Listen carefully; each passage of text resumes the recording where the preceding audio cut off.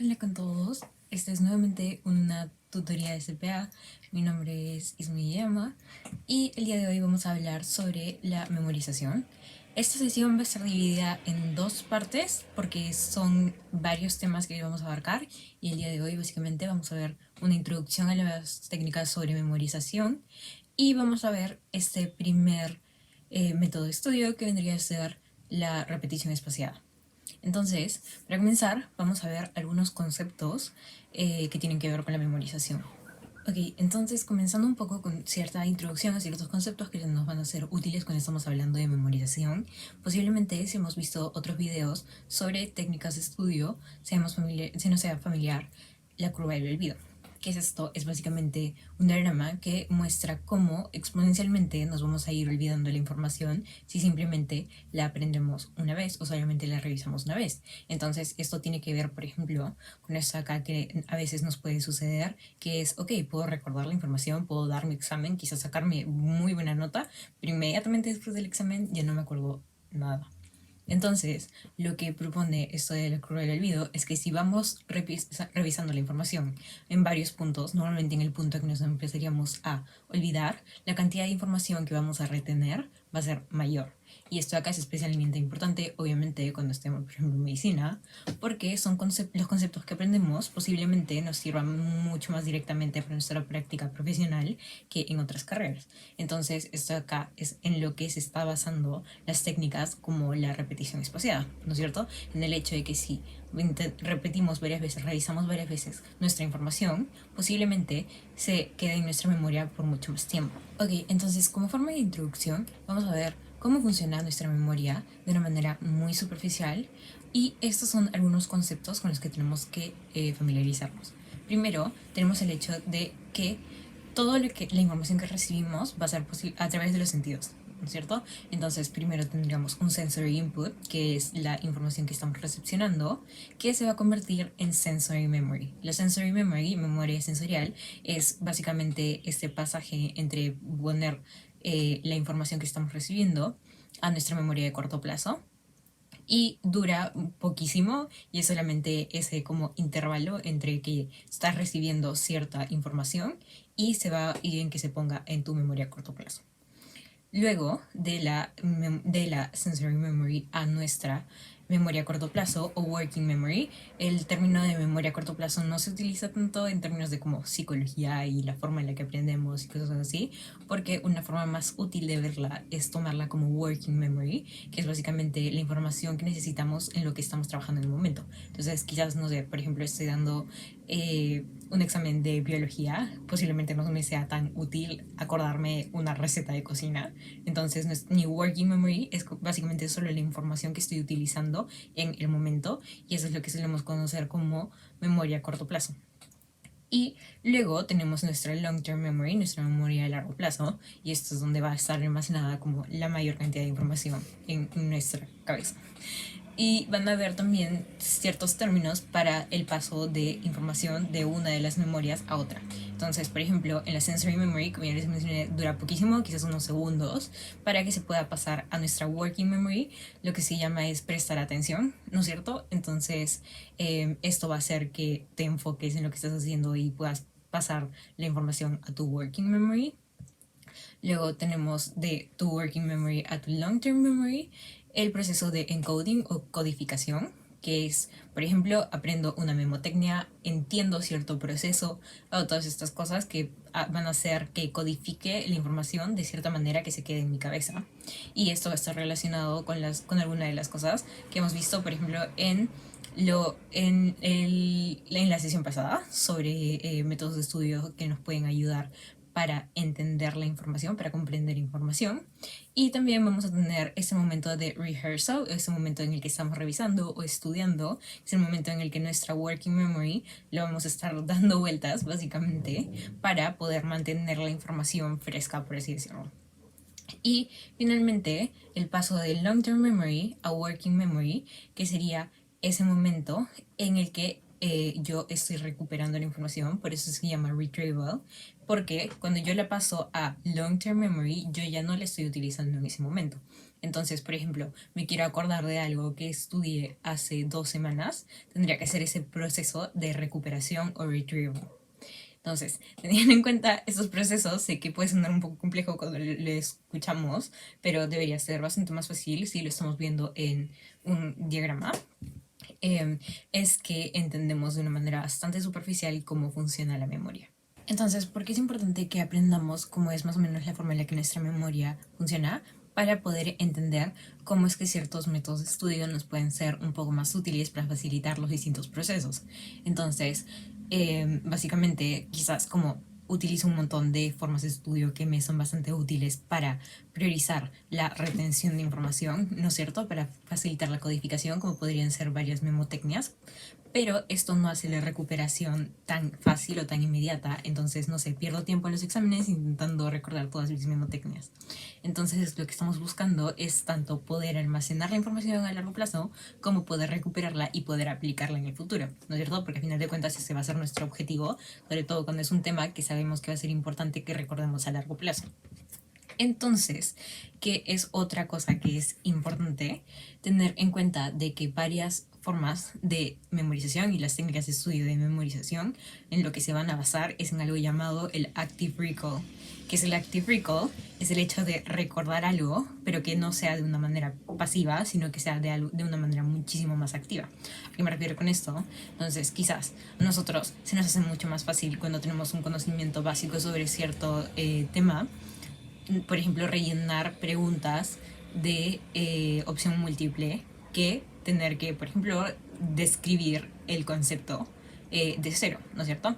Entonces, ¿en qué se basa el Active Recall? En el hecho de que no entiendas pasivamente o no recuerdes pasivamente ciertos conceptos, porque eso sería algo más de como reconocimiento que de realmente memorización, sino se basa en que tú puedas, por ejemplo, hacerte distintas preguntas sobre el material que estás estudiando y poder decirlas en voz alta sin tener las alternativas y sin utilizar alguna forma de reconocimiento como serían las preguntas de opción múltiple, sino realmente tener la capacidad de recordar toda la información pertinente para esa pregunta.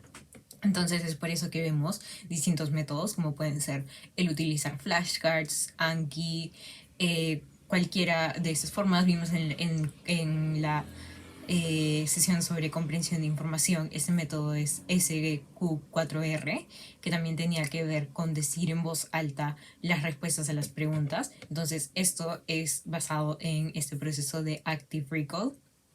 Y es nuevamente en lo que nos vamos a centrar el día de hoy también con la técnica de repetición espaciada.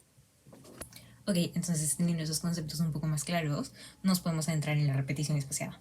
¿Qué es la repetición espaciada? Bueno, como el nombre sugiere, es una forma de estudio, es una técnica de estudio que se va a basar en repetir o revisar los conceptos con distinta variedad de tiempo de espacio entre cada una de las revisiones. Se está basando en dos conceptos. Primero, el hecho de que cada uno de los conceptos que nosotros aprendemos va a tener su propia curva del olvido.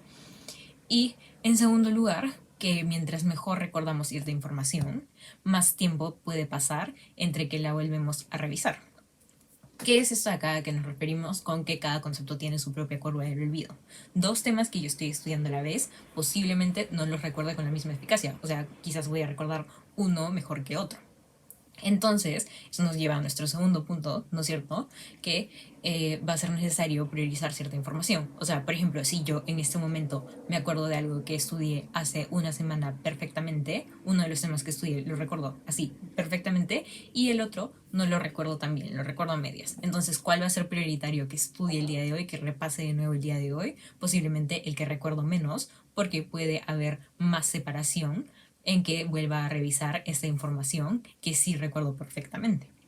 Entonces, para esto lo que se va a utilizar es distintas cajas, ya sea literalmente, o sea, físicamente tener distintos espacios en los que vamos a separar nuestro material de estudio de acuerdo a la información que nos acordamos mejor. O puede utilizarse también softwares, como por ejemplo vendría a ser Anki.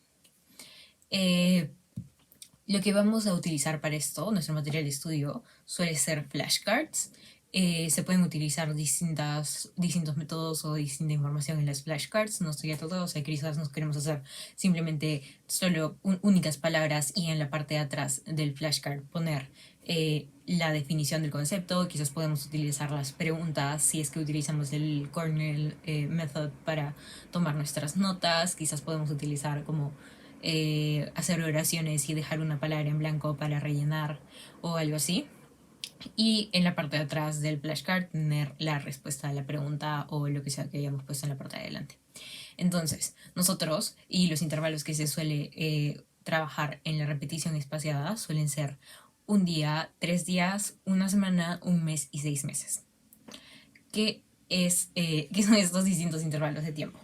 Bueno, la forma en la que va a suceder es quizás yo, por ejemplo, estoy estudiando inglés. Entonces tengo mis flashcards con mis palabras de vocabulario, ¿no es cierto? Y las traducciones en la parte de atrás.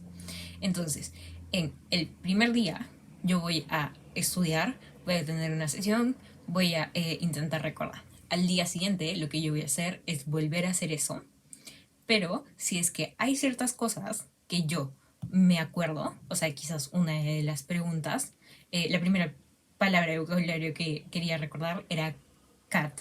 Y yo cuando me estoy autoevaluando, voy a recordar como que, ok, cat es gato. Entonces, esta pregunta ya la he repasado con un intervalo de un día, ahora puedo pasar a repasarla con un intervalo de 3 días. Entonces la voy a poner en mi siguiente cajita. Pero luego tengo otra pregunta que es, no sé, ¿qué es dog? Y no recuerdo qué es, va a regresar a la cajita de un día.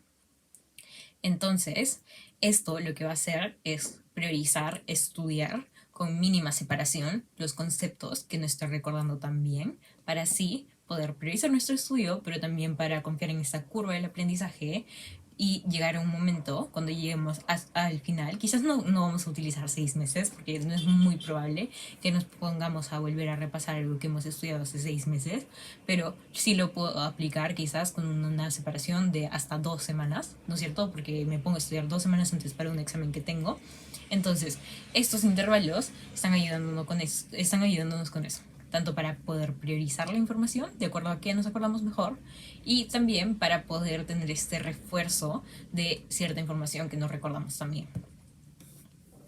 Ahora, vamos a intentar explicar esto un poco como si fuera también un juego de mesa. Si yo tengo bien una de las preguntas, yo solamente puedo avanzar un espacio. Entonces, por ejemplo, respondí bien el día 1, puedo pasar mi pregunta al día 3. Respondí bien el día 3, puedo pasar mi pregunta al día 6. Y así solamente voy a avanzar un espacio.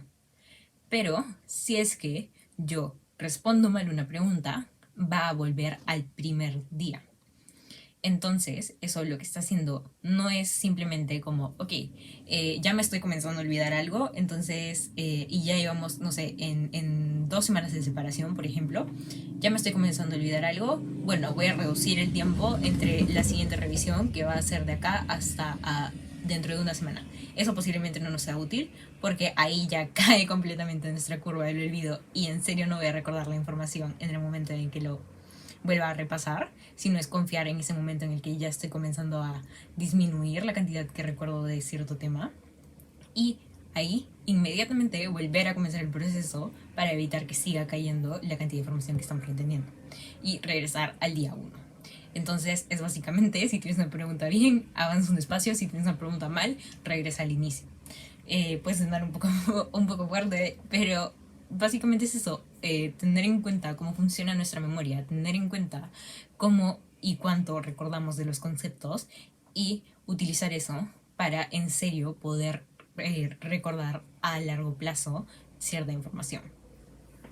Ahora, ¿qué son las cosas que posiblemente nos puedan jugar en contra si es que queremos utilizar la repetición espaciada? Algo muy importante es el tiempo. O sea, sí, idealmente en un mundo perfecto tendríamos tiempo para poder utilizar la repetición espaciada y realmente poder recordar toda la información que recibimos, sobre todo en carreras como medicina, ¿no es cierto? Cuando la información que recibimos realmente nos va a ser útil a largo plazo. Pero quizás no siempre comenzamos a estudiar con 2 semanas de anticipación o un mes de anticipación para poder aplicar de la mejor manera la repetición espaciada.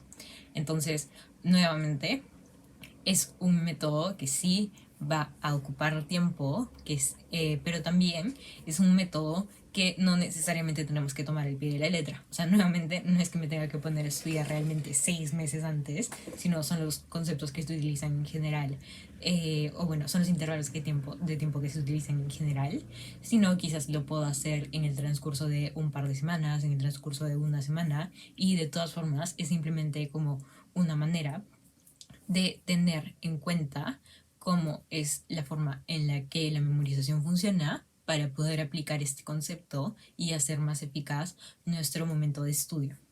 Entonces, eso básicamente es una de las principales cosas que quizás nos detienen en el momento de utilizar la técnica de repetición espaciada.